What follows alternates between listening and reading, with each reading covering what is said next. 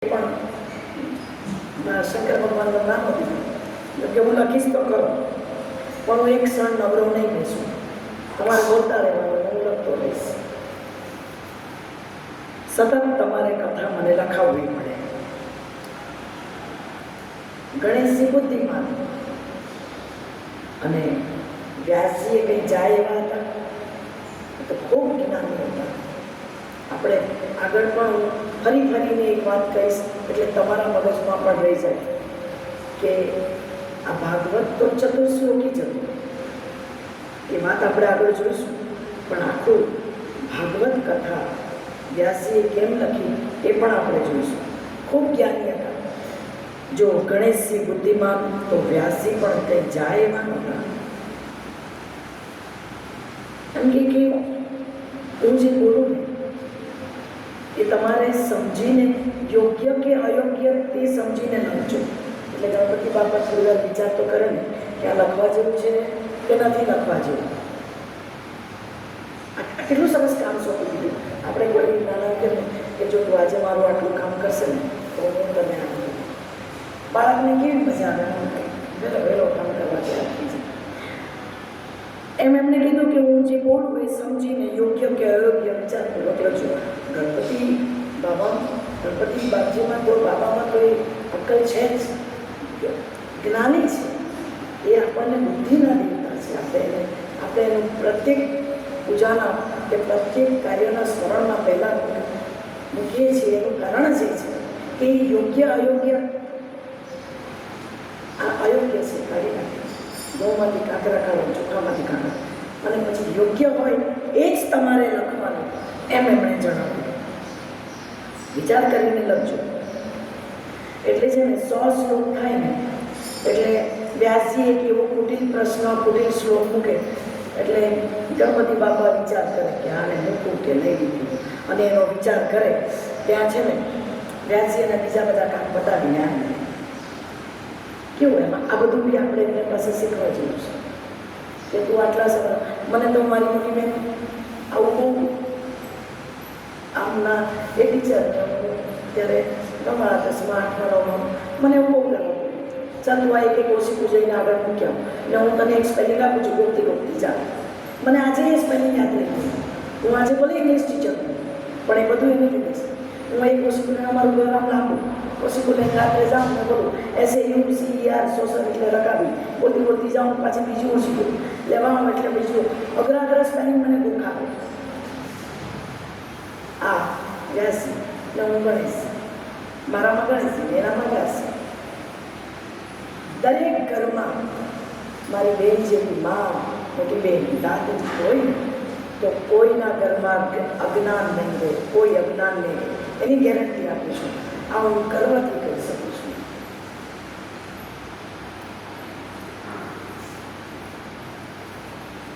અને એની સામે આપણે બાળકને કહીએ ને ભૂખ લાગી એ બી એનું જે છે. અચ્છા તો કપડાં બધું હાથ પડી એટલે કરવું, બસ આ તૈયાર જ છે. બધું જ બાકી હોય, બધું જ બાકી હોય. પણ જે રીતે આપણને સમજાવે એ વ્યાસજી એવું કર્યું કે મારો આ 100 પછીનો એક શ્લોક એવો મૂકે ગણપતિ બાપા વિચારે ત્યાં વ્યાસજી એના બધા કામ કરીને આવી જાય.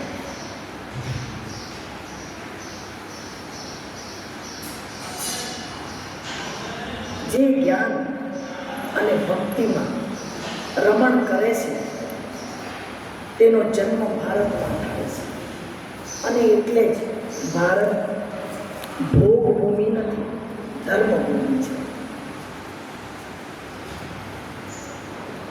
તેઓ પણ ભારતમાં જન્મ લેવાનું વિચાર અને એને જન્મ લીધો. એ તો ભગવાન આપણને કેમ લંડનમાં નહીં જન્મે, કેમ ઓસ્ટ્રેલિયામાં રામનો જન્મ નહીં થયો, કેમ ભારતમાં કેમ કાચબો ને આપણે જેને ગુરુ કહીએ છીએ કેમ અહીંયા જ જન્મે? કારણ કે ભારત એ ધર્મભૂમિ છે. અહીંયા દેવો પણ જન્મ લેવાનું પસંદ કરે છે. તો આપણે સૌ એવા ભારતવાસી, એવા દેશમાં જન્મ લીધા છે. તો એ ધર્મ એટલે આપણે પોતે જ એવા બનીએ કે ભાગવતમય થઈએ, કૃષ્ણમય થઈએ, તમારા જે ઈષ્ટદેવ હોય એને માની જઈએ. ભગવાન વિષ્ણુએ રામ કૃષ્ણના અવતાર લઈને સમસ્ત માનવ જાતિનો ઉદ્ધાર કર્યો છે. આપણે 7 દિવસમાં વિષ્ણુના બધા જ અવતાર વિશેની વાતો કરીશું. એમાં મુખ્ય અવતાર કૃષ્ણ 10મો સ્કંદ. બધા અવતારો નાની નાની ઝાંખી તો કરીશું જ, પણ કૃષ્ણ અવતાર પછી આપણે ગોકુળી પણ કરીશું. ખાઈ પીને સગા થઈને આપણે રાસ રમવા ત્યારે ઈશ્વર જ્યારે જીવને અપનાવીને પોતાના સ્વરૂપનું દાન કરે ત્યારે જીવ પૂર્ણ થાય છે. સાચી શાંતિ નારાયણમાં છે, પણ નારાયણને ઓળખવાનું સાધન ભાગવત શાસ્ત્ર છે. ભાગવત ભગવાન કી જય. ઈશ્વરનો સાક્ષાત્કાર કર્મ માર્ગ, જ્ઞાન માર્ગ અને ભક્તિ માર્ગ દ્વારા થઈ શકે. પણ જ્ઞાન માર્ગે કળિયુગમાં એ સાક્ષાત્કાર અઘરો છે. આ ઘોર કળિયુગ છે. પણ છતાં ભક્તિ માર્ગ, ભાગવતની ગોપીઓ એ ભક્તિ માર્ગની પ્રિન્સિપલ છે. એટલે ભક્તિ કરો તો આપણે બધું જ પામીશું. ગોપીઓ જેવી કૃષ્ણ ભક્તિ કરવી પણ બહુ કઠિન છે, છતાં પ્રયત્નો તો જરૂર કરવા જોઈએ. અને એ પ્રયત્નો સાચે માર્ગે થાય છે એનો પુરાવો જો લેવો હોય તો આપણે ભાગવત વાંચન શ્રવણ કરવું છે. ભાગવત ભગવાન, આ ભાગવત શાસ્ત્ર તમને જીવોનો ઉદ્ધાર કરવાનું માર્ગદર્શન આપે છે. હૃદયથી ભક્તિ, વંદન, સત્કર્મો કરીશું તો ઈશ્વર ચોક્કસ આપણે ત્યાં કોઈને કોઈ રૂપમાં આવશે જ. કોઈને કોઈ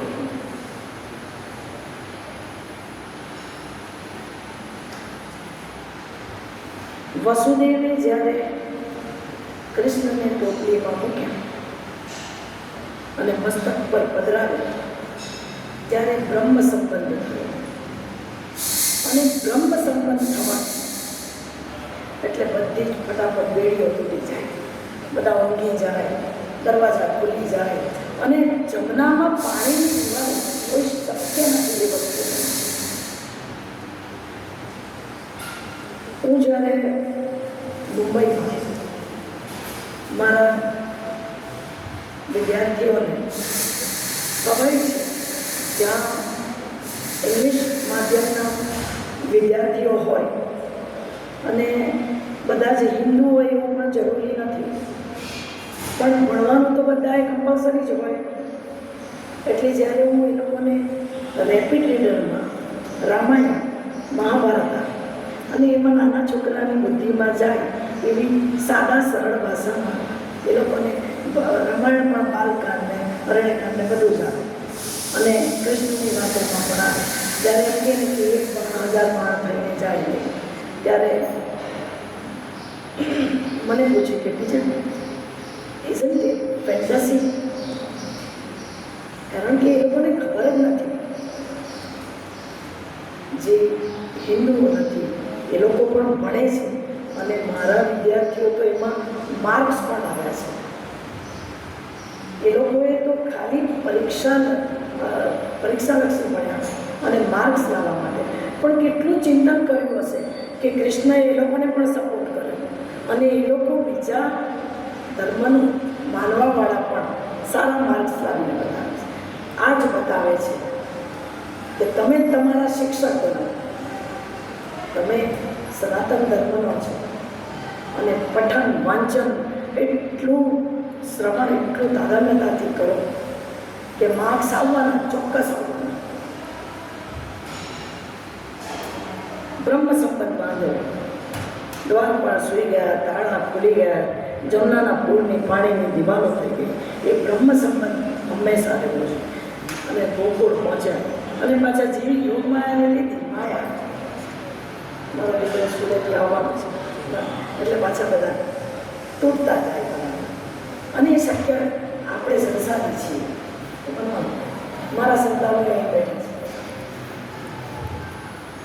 સંસારી છે. કંઈ જરૂરી નથી કે બધાએ વૈરાગ્ય લઈને જ કરે, પણ શક્ય એટલા બ્રહ્મ સંબંધ તો આપણે ગોપીઓની જે પ્રિન્સિપલ બની જઈએ, કૃષ્ણમય થઈ શકીએ. સુખદેવજીએ બધું છોડી દીધું. સુખદેવજીની તો તમને શું વાત કરું, એ પોતે એ બી ભૂલી જાય કે હું પુરુષ છું, એ પોતે એ બી ભૂલી જાય કે ત્યાં સ્ત્રીઓ છે. બસ ખાલી ભાગવત બ્રહ્મ સંબંધ ચાલીને ચાલે. અમારું એક દ્રષ્ટાંત મેં વાંચ્યું હતું કે સુખદેવજી દોડતા હતા ને વ્યાસજીની પાછળ દીકરાને ત્યારે એમ કહીશ કે હું તમારો દીકરો નથી, તમે મારા હતા.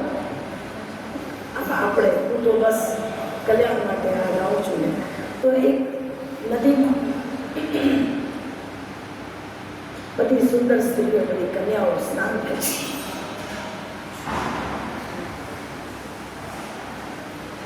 સુખદેવજી તો અવધૂત અવસ્થામાં વાંચતા હતા. કન્યાઓ સ્નાન કરતી હતી, કન્યાઓ જોઈને જરા લજવાઈ ગઈ. સુખદેવજીને એની આંખ પણ કૃષ્ણને જુએ, એનું મન પણ કૃષ્ણને જુએ, એનું હૃદય પણ કૃષ્ણને જુએ. એને કોઈ સ્ત્રી પુરુષ જાતિનો ભેદ સુખદેવજીને ખબર જ નથી. એ આગળ જાય છે, વ્યાસજી પાછળ આવે છે. કન્યાઓ કહે છે, કન્યાઓ જ્યારે વ્યાસજીને કહે છે કે આ તમારો પુત્ર છે. અને વ્યાસજી તો છે ને જ્ઞાની, ખૂબ જ્ઞાની, એટલે તમે મારાથી રજવાઓ તો તમારા બાપનો બાપ છો, હું તો તમારા બાપનો બાપ છું. આ બધી કથાઓની પાછળ એક જ વસ્તુ, આપણે જેને વાસના કહીએ છીએ એનો શરીરની દ્રષ્ટિએ કોઈકવાર બહુ ખોટી રીતે ઉપયોગ થાય, પણ વાસના એટલે તમારી ખુદની ચાહ, લલિતતા. આપણે સ્ત્રી પુરુષનો ભેદભાવ છોડી મગજમાં છે નથી, અવધૂત વેશમાં સુખદેવજી બધું છોડીને પણ ભાગવત કથા છોડી નથી. ભાગવત શાસ્ત્ર પરિપૂર્ણ નારાયણનું સ્વરૂપ છે.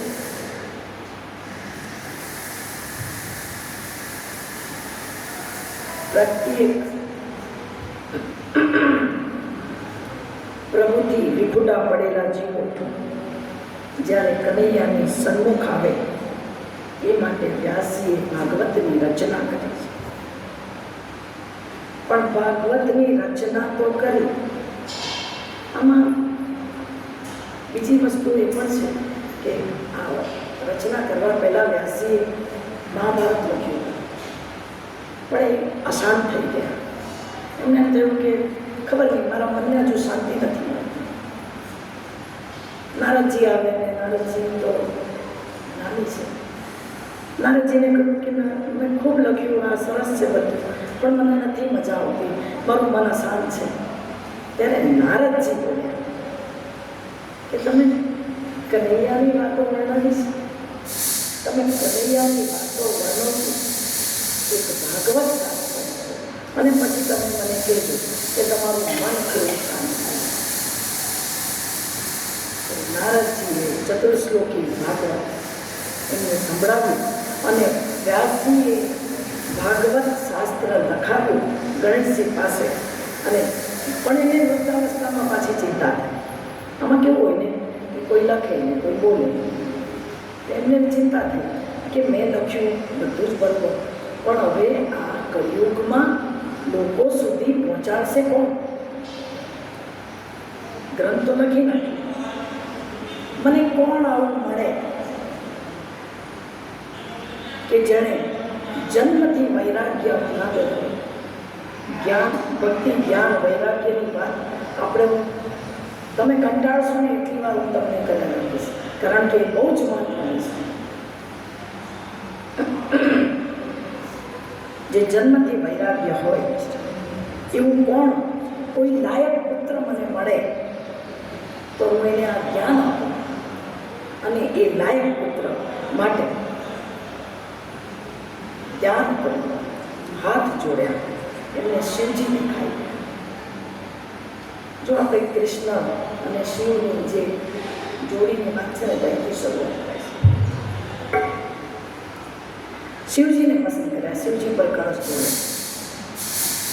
કેમ? તો કે શિવજી વૈરાગ્યનું સ્વરૂપ છે. એમણે પ્રાર્થના કરી કે તમે મારે ત્યાં પુત્ર રૂપે અવતરો. આપણે પણ કહી શકીએ, કારણ કે પુત્ર ભક્તિ ભાવ જો જન્મથી લઈને આવે ને તો એનું તો થાય, પણ આપણે આપણું પણ થાય. થોડા એમાં તો આપણે થોડા સ્વાર્થી થઈએ છીએ. શિવજી તમે મારે ત્યાં પુત્ર રૂપે અવતરો. હવે વ્યાસજીને વૃદ્ધાવસ્થામાં પુત્રેષ્ઠના જાણી છે, પણ એમની પાછળ એમનો સ્વાર્થ છે. વ્યાસજીને એવું નથી કે મારી સેવા કરે,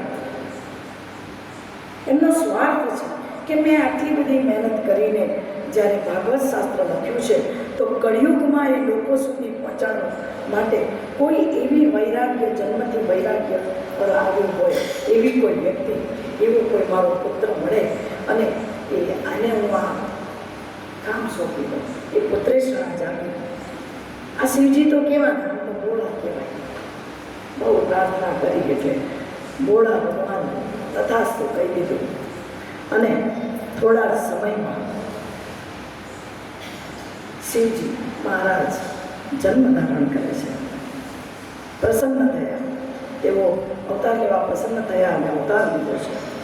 શિવજી મહારાજ જન્મ ધારણ કરે તો આ ભાગવત પ્રચાર થાય. આ વસ્તુ યાદ રાખવી. વ્યાસજીના પુત્ર તરીકે ભોલેનાથ જન્મ્યા. નમઃ પાર્વતી પતે હર હર મહાદેવ. એ સુખદેવજી મહારાજ શિવનો અવતાર, એટલે જન્મથી જ પૂર્ણ નિર્વિકાર. એવો 16 વર્ષ સુધી બાળક માનવ પેટ પરમાત્માનું ધ્યાન કરવું. વ્યાસજી પૂછે છે કે ભાઈ તું બહાર કેમ નથી આવતો? તો કે મને માયાની બીક લાગે છે. એ અંદર બી જાણે કે હું બહાર આવીશ ને એટલે મા મને કહેશે દીકરા આટલું ખાઈ લે, બાપ કહેશે કે તું આમ કરી દે, પછી હું એમાં બરોવાઈ જઈશ. તો મારો જન્મ તો જેને માટે છે, મારે વૈરાગ્ય થઈને માટે, મને માયા લડવી નહીં જોઈએ. અને આમ તો આપણું બાળક 16 વર્ષનું થાય ને એટલે ધીરે ધીરે ડિટેચમેન્ટ ચાલુ થઈ જાય, કારણ કે ભણે અને ધીરે ધીરે પછી તે તેની પોતાની ભણતરમાં, તેની સૃષ્ટિમાં, તેની ડિગ્રીમાં, તેના કાર્યમાં એવો રસ થઈ જાય કે બીજી રીતે એ બધી માયાઓ છે. એટલે શિવજી જન્મથી શિવજી નિર્વિકાર, એટલે સુખદેવજી મહારાજ પણ નિર્વિકાર. સંસારના ભયથી હું આવતો નથી. ત્યારે ભગવાન ચતુર્ભુજ ભગવાને આશ્વાસન આપ્યું કે તને માયા નહીં વળગે, જા. 4 હાથવાળા ભગવાન એને પ્રોમિસ કરી કે તને માયા નહીં વળગે. એનું કારણ શું? આ 16 વર્ષની વાત જે ભગવાન કહે છે એમાં આપણને એમાં આવે કે 9 મહિના, આપણે તો બધી સ્ત્રીઓ છે ખબર છે, 9 મહિના જેમ તેમ ખબર 16 વર્ષ એટલે ખરેખર આજનું બાળક જે આ નાની નાની વાત એ તો કહીશ કે એ કેવી રીતે શક્ય બને, પણ એમ કહેવા માંગે છે કે 16 વર્ષની સુધીની ઉંમર એવી છે કે એમાં તમે જેટલું રોપણ કરો, સારું સાત્વિક રોપણ કરો એ અંદર જાય. અને કદાચ હું મારી વાત પણ કરું ને તો ઘરના વડીલો ત્યારે તો ક્યાં આ બધું કેસેટ ત્યાં બધું ક્યાં હતું. અમારા દાદી પૂજા કરે ને એટલે પંચોષર પૂજા બધું મોડે મોડે બોલતા અને જોર જોરથી બોલે. હવે તો વાતાવરણની અસરને લીધે આ મારા અવાજને બી તકલીફ છે, પણ જોર જોરથી બોલે. પાછું દેવા કરીને ચાલુ કરે. બધા જ શ્લોકો, બધી જ પ્રાર્થનાઓ દાદી અને રોજ જ બધા ભગવાનને નવડાવવાના ને આહવાન કરે ને સ્થાપન કરે ને જનોઈ પહેરાવે, બધું જ કરે, બધું જોર જોરથી બોલે. એટલે આપણે કંઈ બેસીને સાંભળે ને સ્કૂલે જવાનું, પણ કાનમાં તો પડે ને. અને સતત 10 વર્ષ પડે તો ઇનફ છે, આપણું પૂરતું છે. અને એટલે દરેકના ઘરમાં હવે તો કેટલું સરળ થઈ ગયું. તમને કદાચ મોડે નહીં આવતું હોય તો એક સ્વિચ જ પાડવાની રહેશે. અમે ચોક્કસ આપણે આપણા ઘરોમાં રોજ સવારે ગણેશ સ્તુતિ, ગણપતિ અથર્વશીષ, તમારા વિઘ્નહર્તા, તમારા જ્ઞાનના દેવતા એની સ્તુતિ થવી જોઈએ. તમારે ક્યાં બોલવું? પહેલાં તો આપણા દાદી, પપ્પા, મમ્મી બધા બોલતા. અમારા પપ્પાનો તો નિયમ કે 8 વાગે બધા સાથે જ જમવાનું, અને જમીએ ત્યારે બોલે ચાલો. પોતે સ્વાતંત્ર્ય સેનાની પ્રાર્થનાનું તો સાંજે ક્રમ હોય જ. એટલે ગીતાનો બીજા અધ્યાય 54મા શ્લોકથી છે તે ભોજન સુધીનું મોડે બોલવાનું, સમજૂતી કરવાની. કોની તાકાત છે આ મગજની કે યાદ ન રહે? એ 16 વર્ષની ઉંમરના કહેવાનું કે જેવું ભરો ને અંદર 16 વર્ષની ઉંમર સુધી એ જ આજીવન રહે છે. એટલે સુખદેવજી કહે છે કે હું અંદર રહીને નારાયણની સ્તુતિ કરું જેથી મને માયા નહીં મળે. અને સુખદેવજી પ્રભુમય રહેવા 16 વર્ષ અંદર રહ્યા, માયા સ્પર્શ નહીં કર્યા. પણ સુખદેવજી જેવા બહાર આવ્યા એનું પ્રાગટ્ય થયું. જન્મતા આવે જન્નત તરફ દોડવા માંડ્યા. માતા વરણી દેવી પ્રાર્થના કરે કે મારા પુત્રને રોકો. માં છે. પછી એના પેટે કૃષ્ણએ જન્મ લીધો હોય, રામે જન્મ લીધો હોય, સુખદેવજીએ લીધો હોય, પણ માં છે ને એ સર્વશ્રેષ્ઠ છે. એને એમ થાય કે મારો છોકરો જંગ તરફ, અરે મારા પુત્રને રોકો. વ્યાસજી કે હા જાઉં છું. બાપ છે ને એ જરા વિચાર કરે, એની પાછળ દોટ મૂકે છે. પણ સુખદેવજીએ તો બ્રહ્મ સંબંધ બાંધ્યો છે. ગર્ભમાં જ એણે ચતુર્ભુજ નારાયણના દર્શન કર્યા. એ કેવી રીતે ઉભા રહે? એને ખબર પડી ગઈ કે મારે આ પૃથ્વી પર શું કાર્ય કરવાનું છે.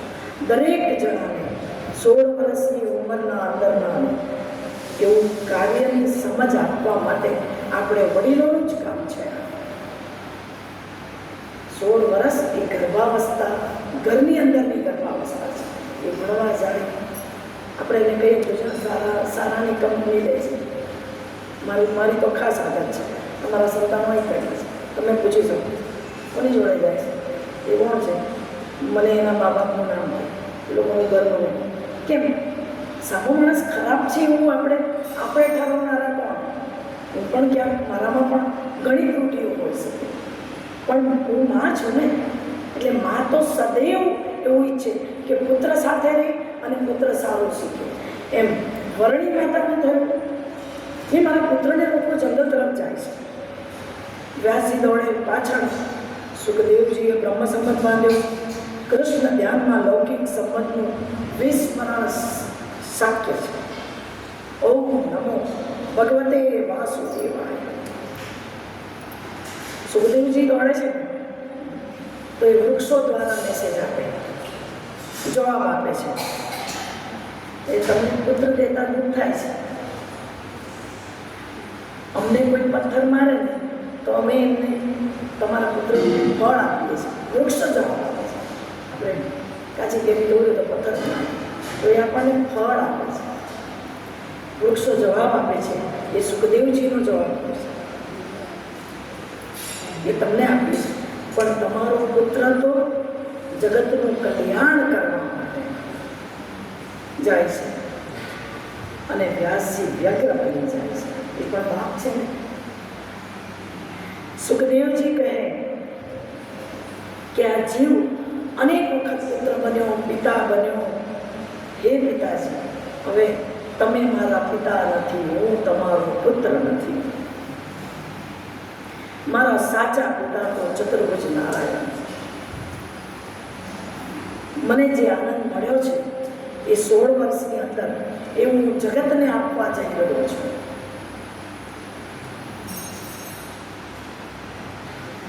આમાં છે ને દરેકે પોતાનું ઋણ ચૂકવવું જોઈએ. રણ છોડવું, ડાકોરવાળા રણ છોડવાની જાવ, એ ઋણ ચૂકવવું. સમાજ તમને જે કંઈ સારું આપે, સમાજ તમને જે રીતે સ્વીકારે, એ ઋણ તમે ચૂકવીને જાઓ. ઋણ માથે નહીં રાખો. સુખદેવજી નર્મદા કિનારે આવે છે. વ્યાસજીને કહ્યું કે હું આ કિનારે, તમે સામેના કિનારે. મારું ધ્યાન છોડીને પરમાત્માનું ધ્યાન કરો. આમાં એમ કહે છે કે તમને જે ગમે ને એ પરમાત્માને અર્પણ કરો. વ્યાસજીને પુત્ર વાલો છે, તો પુત્ર કહે છે કે તમે મને છોડીને પરમાત્માનું ધ્યાન કરો. એનો અર્થ એમ કે તમને જે ગમે એ પરમાત્માને અર્પણ કરો. એ આ પ્રસાદ ભગવાનને ચડાવી દો, હમણાં એની જરૂર, એવું નહીં ચાલે.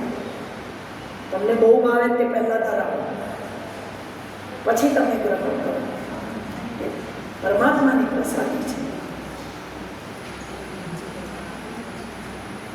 કૃષ્ણાર્પણ કરતા શીખો દરેક વસ્તુ. મેં કર્યું કાંઈ નહીં.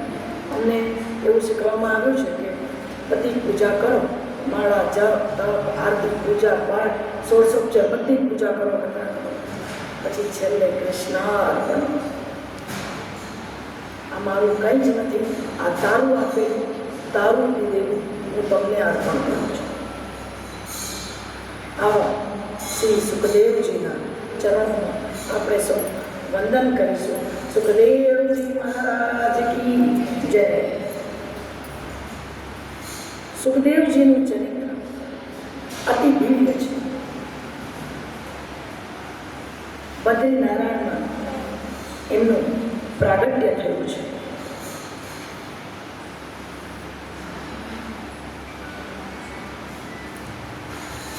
વ્યાસજીની પત્ની પરણીમાં, એટલે કે એનું નામ વાટિકાજી, ભાગવતમાં. પુત્ર સુખદેવજી, પિતા વ્યાસજી અને વાટિકાજી, જેને આપણે પરણી દઈએ. ભાગવત કથા સાંભળો ને, પૂરતી 7 કલાકની 6 કલાકની ઊંઘ લીધી હોય તો એવું બ્રેકેટમાં કહું છું, તો અનાયાસે સમાધિ લાગી જાય, ઊંઘ નહીં આવે. કારણ કે સમાધિ અને ઊંઘમાં બેમાં તફાવત છે. આંખ બંધ કરો એટલે કંઈ સમાધિ જ નહીં કહેવાય. આંખ બંધ કરે એટલે ઊંઘ પણ આવી જાય. પણ આંખ બંધ કરીને સમાધિ અવસ્થા ભાગવત કથા સાંભળીએ. આ શરીર છે, શરીરને ઘણી વસ્તુની જરૂર, ભૂખ પણ લાગે, ઊંઘ પણ આવે, કંઈક ખોટું થાય તો ગુસ્સો પણ આવે, અને એ બધાને મેં તમને કીધું કે ઓછું કરવા, સબસાઇડ કરવા. ભાગવત સ્મરણ, ભાગવત કથા સાંભળો, અનાયાસે સમાધિ લાગશે. યોગ તપ વિના ભગવાનને મેળવવાનું સાધન એ ભાગવત શાસ્ત્ર છે. સુખદેવજીએ બધું જ છોડ્યું, પણ કથા નથી છોડી. કૃષ્ણ કથામાં એ હંમેશા તન્મય હોય. અમે તો તમને હિમાંશુમાં એવું કીધું હશે કે 1.5 વર્ષથી જાતે ભાગવત લખવાનું, એમાં મારું પોતાનું તો કશું જ નહીં.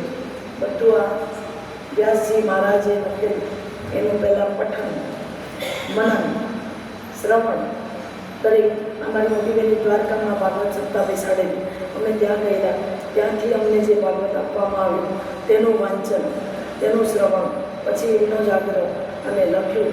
અને એનું 7 દિવસમાં મેં મલાઈ બધી લઈ લીધી અને એ 7 દિવસની મલાઈ જાતે લખીને અહીંયા આ તરફ એ હાથે લખેલા 7 દિવસના કવર 150 ફૂટસ્કેપ 7 દિવસના લખીને જગન્નાથના ચરણોમાં મૂકીને, જગન્નાથ ભગવાનનો ખેસ મૂકીને મને આપવા. એ આમાં મેં કર્યું એ નહીં, પણ મને પણ અહીંયા સંદેશા મળી ગયા, સૂચવે મને સૂચવવામાં આવ્યું. આપણે